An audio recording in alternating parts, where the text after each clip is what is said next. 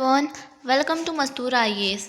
सो friends, आज की इस वीडियो में हम बात करने वाले हैं कि जो सुप्रीम कोर्ट है तो उसने एक फ़ैसले में कहा है कि अपने फ़ैसले में कि जो राज्यपाल और राष्ट्रपति हैं तो वो किसी भी बिल को रोक कर नहीं रख सकते ज़्यादा टाइम तक। और सुप्रीम कोर्ट ने ये भी कहा है कि वो कोई भी ऐसी टाइमलाइन नहीं बना सकते बिल को लेकर, किसी भी बिल की कोई टाइमलाइन नहीं बना सकता जो है सुप्रीम कोर्ट। तो आज हम इसी से जो रिलेटेड जितनी भी न्यूज़ है तो उन सबको जो है कवर करने वाले हैं। तो चलिए हम अपनी इस न्यूज़ को कवर करते हैं। तो हम समझते हैं क्या थी न्यूज़, पूरी न्यूज़ को का ओवरव्यू लेते हैं। तो राज्य सरकार और गवर्नरों के बीच बिलों की मंजूरी को लेकर चल रहा विवाद एक बार जो है फिर सुर्खियों में है। सुप्रीम कोर्ट ने जो है अब स्पष्ट कहा है कि गवर्नर या फिर राष्ट्रपति के लिए टाइमलाइन तय करना अदालत के अधिकार क्षेत्र में नहीं आता। मतलब कि जो है सुप्रीम कोर्ट है वो ऐसा कोई भी जो बिल का जो टाइमलाइन जो है वो बना नहीं मतलब तय नहीं कर सकता उसको, क्योंकि उसके पास इतना अधिकार नहीं है, उसके अधिकार क्षेत्र में नहीं आता। तो इस फैसले ने जो है एक बार फिर से पुराने प्रश्न को जो है जीवित कर दिया है। इससे पहले भी जो है ऐसे कई सवाल मतलब प्रश्न उठे थे जिनको जो है अब जो है फिर से ताज़ा कर दिया है इस बात से, सुप्रीम कोर्ट की बात से। तो ये जो क्वेश्चन थे ये थे कि गवर्नर विधायिका की शक्ति को बाधित कर सकते हैं, और क्या अदालत इस मामले में हस्तक्षेप कर समय सीमा को लागू कर सकती है। तो ये जो थे ये क्वेश्चन पूछे गए थे पहले भी। तो जो अब सुप्रीम कोर्ट ने जो अपना फैसला सुनाया है तो अब इसमें वो सारे जो क्वेश्चन थे फिर से लागू हो गए।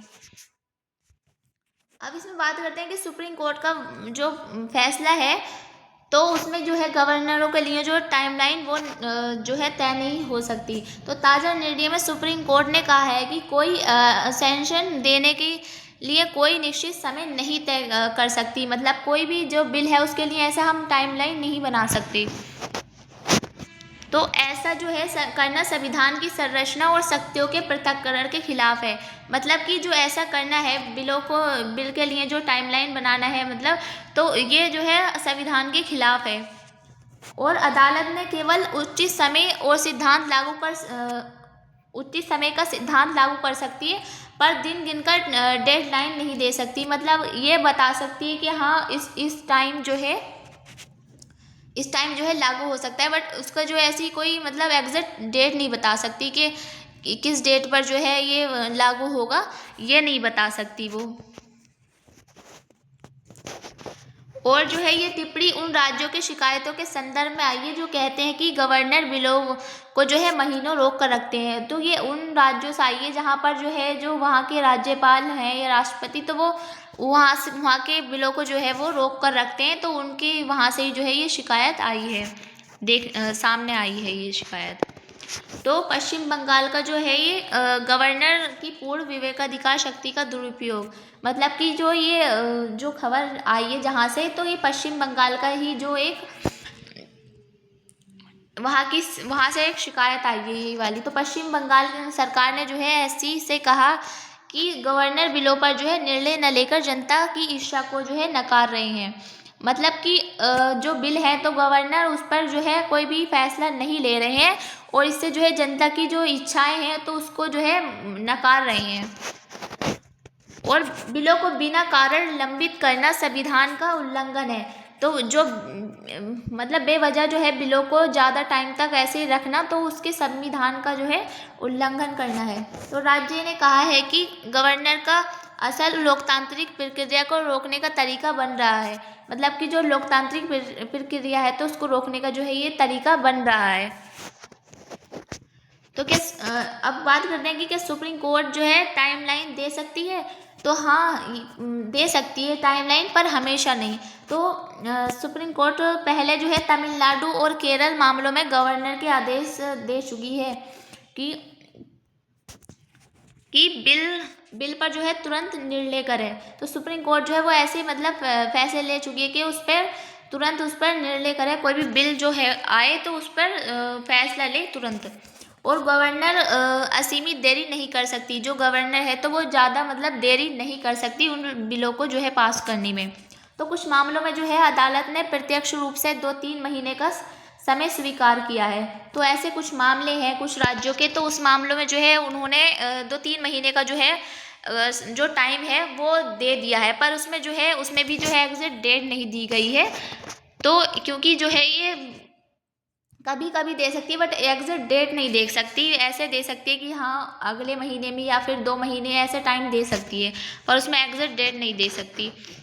फिर इस बार कोर्ट ने ये कहा कि टाइमलाइन नहीं दे सकते। तो अब जो है अब कोर्ट ने ये कहा है कि हम टाइमलाइन नहीं दे सकते, क्योंकि ये मामला जो है प्रेसिडेंट रेफरेंस था। क्यों इसमें जो है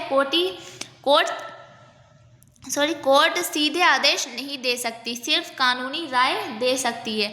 मतलब कि कानूनी तरीके से जो है अपनी राय दे सकती है, बट इसमें जो है ऐसा कोई आदेश नहीं दे सकती इस मामले में जो है सुप्रीम कोर्ट। तो आगे क्या है, तो अगर भविष्य में जो है कोई राज्य ये साबित करे कि गवर्नर राजनीतिक कारणों से बिल अटका रहे हैं, तो जो है ऐसी फिर से सुप्रीम कोर्ट जो है फिर से हस्तक्षेप कर सकती है, गाइडलाइन दे सकती है। मतलब कि कानूनी तरीके से जो है उसमें हस्तक्षेप कर सकती है और उसमें गाइडलाइन दे सकती है कि हाँ इस टाइम पर आपको ये करना होगा, बिना एग्जैक्ट डेट के बताए उसको गाइड कर सकती है, गाइडलाइन दे सकती है उनको। और उचित समय में जो है अधिक कठोर अर्थ लागू कर सकती है। मतलब कोई उचित समय में जो है कुछ इसके कानून लागू कर सकती है इसके ऊपर, यानी कि कोर्ट का रास्ता बंद नहीं हुआ है, बस इस बार स्थिति अलग है। यहाँ जो क्या है ये सुनने में आ रहा है कि जो सुप्रीम कोर्ट ने जो है बिल्कुल नकार दिया है कि हम कोई भी टाइमलाइन ऐसे सेट नहीं कर सकते। तो ये पूरी तरीके से जो है बंद नहीं हुआ है, बस इस बार जो उसकी मतलब सिचुएशन है तो कुछ अलग है। फिर हम बात करें कि गवर्नर विधायिका का जो असली संघर्ष कहाँ है, जो गवर्नर और विधायिका में जो मतलब विवाद होता है तो वह कहाँ है। तो भारत में एक बड़ा संवैधानिक टकराव यही है। गवर्नर कहते हैं कि उन्हें संविधान ने जो है विवेकाधिकार दिया है, वे बिल को जांचने केंद्र को जो है भेजने का अधिकार रखते हैं। जो गवर्नर है वो बिल को पहले जांच करते हैं, फिर उसको जो है केंद्र भेजते हैं। तो ये उनको जो है अधिकार मिला हुआ है संविधान की तरफ से। और फिर बात करें कि विधानसभा राज्य सरकार कहती है, जो राज्य सरकार है विधानसभा, तो वो कहती है कि जनता ने हमें चुना है, गवर्नर को नहीं। मतलब कि गवर्नर को नहीं चुना है जनता ने जो है हमें चुना है। तो गवर्नर का काम हमारी इच्छा लागू करना है, रोकना नहीं। मतलब कि जो हमारी इच्छाएं हैं तो उनको लागू करना है या उसको रोके रखना नहीं है। तो जो है बिलों को जो है महीनों तक जो है रोके रखना जो है सही नहीं है। तो ये जो है विधानसभा ने जो है ये अपना पक्ष रखा है। और सुप्रीम कोर्ट का कहना है कि गवर्नर ना तो रबर स्टैम्प है और ना ही उन्हें सरकार का काम रोकने का अधिकार है। मतलब कि उन्हें गवर्नर को ऐसा कोई अधिकार नहीं है कि वो किसी भी काम को रोक कर रखें। तो वह मंत्रिपरिषद की एड एंड एडवाइस पर चलेंगे। मतलब कि जो है मंत्रिपरिषद की जो एडवाइस है उसके अकॉर्डिंग ही वो चलेंगे। ऐसा नहीं है कि वो अपने मन मर्जी से वो काम करें और किसी भी ऐसा बिल को जो है रोक कर रखें। तो सुप्रीम कोर्ट का ये कहना है इसमें। और गवर्नर की संवैधानिक शक्तियाँ जहाँ पर जो है विवाद पैदा होता है, तो उसकी बात करें तो ये है कि जब विधानसभा कोई बिल पास करती है तो गवर्नर के पास जो है 4 विकल्प होते हैं।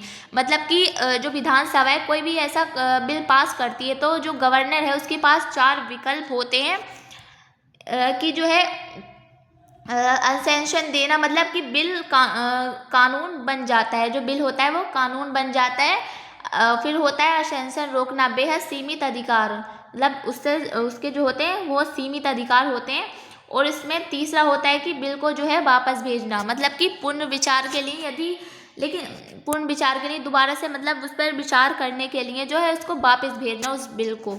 लेकिन यदि विधानसभा फिर से पास कर दे तो गवर्नर उसे अस्वीकार नहीं कर सकते, यानी बिल मंजूर समझा जाता है। मतलब कि अगर जो है गवर्नर है तो उसको नकार दे, मतलब वापस भेज दे, फिर जो है विधानसभा फिर से पास करके जो है गवर्नर को भेजे तो फिर वो जो है उसको मानना पड़ेगा, उसको जो है मंजूर करना पड़ेगा उस बिल को।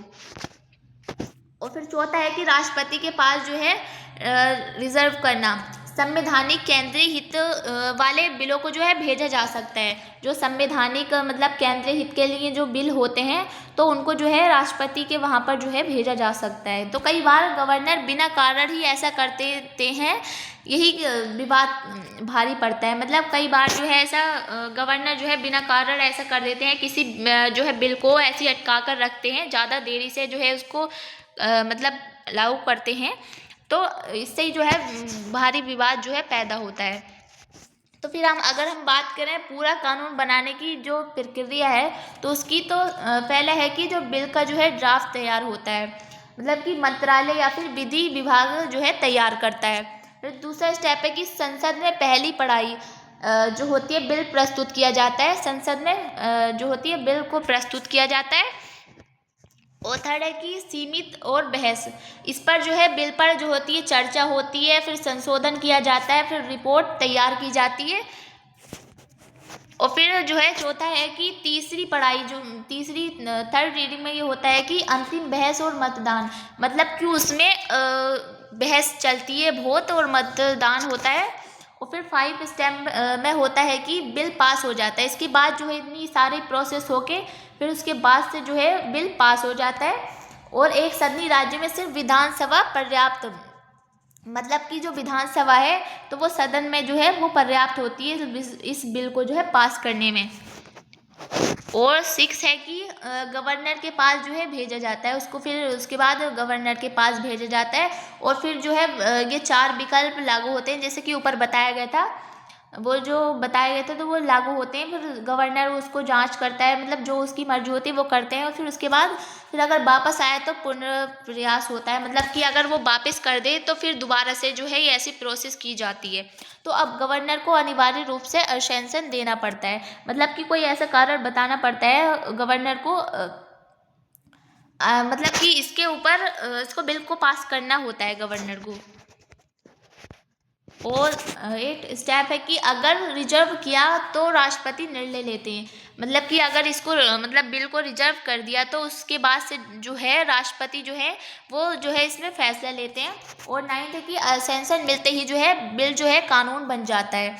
जो उसके बाद जो गवर्नर से जो असेंशन मिलती है तो उसके बाद से जो है बिल जो है वो कानून बन जाता है, फिर उसके बाद जो है वो लागू हो जाता है। तो अब हम बात करते हैं कि ये विवाद जो है इतना बड़ा क्यों बन गया है। तो क्योंकि ये राज्य सरकार जो है महसूस करती है कि गवर्नर केंद्रीय राजनीति के प्रभाव में बिल रोकते हैं। तो वो जो राज्य सरकार है जो ये मतलब ऐसा मतलब फील करती है कि जो गवर्नर है तो वो उसको बिल को रोकते हैं।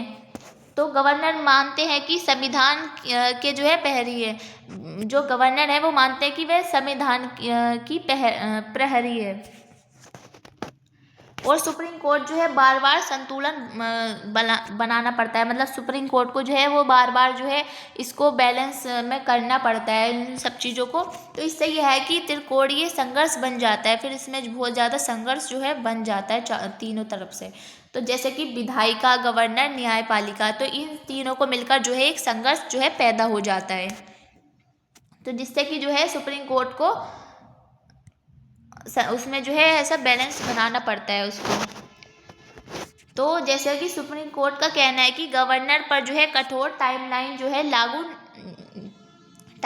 जो है नहीं लगा सकती। तो ये स्पष्ट करता है कि संविधान जो है तीनों संस्थाओं विधायिका, कार्यपालिका और न्यायपालिका के बीच का जो संतुलन बनाए रखना कितना जटिल है, मतलब कि जिन तीनों के बीच जो संतुलन है वो बनाए रखना कितना कठिन है। तो सुप्रीम कोर्ट ये बताता है। तो फिर भी जो है अदालत ने ये संकेत दिया है कि गवर्नर की देरी पर जो है न्यायिक समीक्षा हमेशा संभव है। और यदि गवर्नर संविधान का दुरुपयोग करेंगे तो न्यायपालिका जो है हस्तक्षेप जरूर करेगी। अगर ऐसा मतलब कोई भी बिल है उसको पास नहीं करेंगे, उसमें देरी करेंगे, तो जो है सुप्रीम कोर्ट जो है, न्यायपालिका जो है वो उसमें जो है हस्तक्षेप करेगी कानूनी तौर से। तो कुल मिलाकर जो है ये फैसला गवर्नर की शक्ति को जो है सीमित करता है, तो गवर्नर की शक्तियों को जो है कम करता है ये फैसला। विधायिका के अधिकार को जो है मजबूत करता है और संघीय ढांचे की जो है रक्षा करता है, मतलब संविधान की जो है रक्षा करता है और विधायिका के अधिकार को भी मजबूत करता है इससे। और जो है इसमें पता चलता है गवर्नर की शक्तियों का भी पता चलता है कि वो उसको जो है अपनी लिमिट में रहने का जो है वो मिलता है। तो आज की न्यूज़ में हमने इस न्यूज़ को जो है अच्छे से कवर किया। तो आई होप आपको ये न्यूज़ अच्छे से समझ आई होगी। तो फिर मिलते हैं ऐसी किसी इंटरेस्टिंग न्यूज़ के साथ। तब तक के लिए बाय। Thanks for watching.